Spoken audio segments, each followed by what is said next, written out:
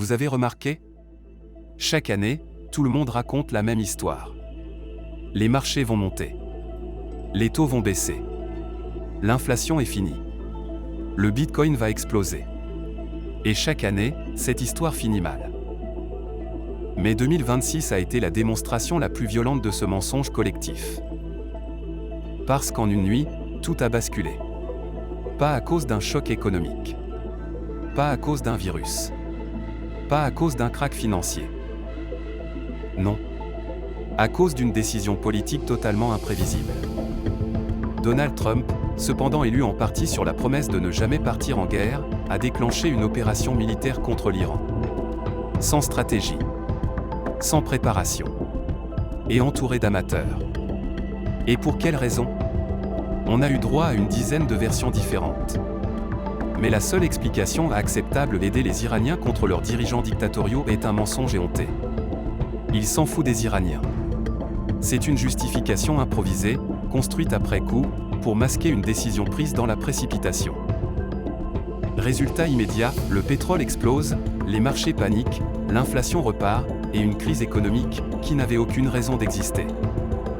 Voilà ce que personne n'ose dire, l'économie mondiale est beaucoup plus fragile que ce qu'on vous raconte. Il suffit d'un homme, d'une décision, d'un tweet, pour faire dérailler un système entier. Le premier problème, le biais de récence.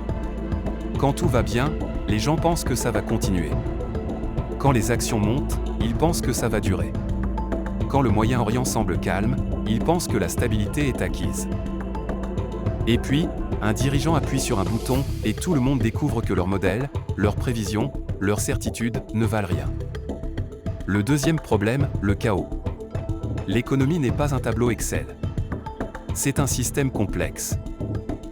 Et dans un système complexe, une seule décision peut tout faire basculer. Cette année, cette décision est venue d'un président qui avait promis la paix et qui a déclenché une guerre que personne n'avait anticipée. Le pétrole explose. Les marchés décrochent. Les experts se trompent. Encore. Le troisième problème, l'illusion de stabilité. En une nuit, l'équilibre régional a explosé. Une crise pétrolière totalement évitable. Une crise économique totalement inutile.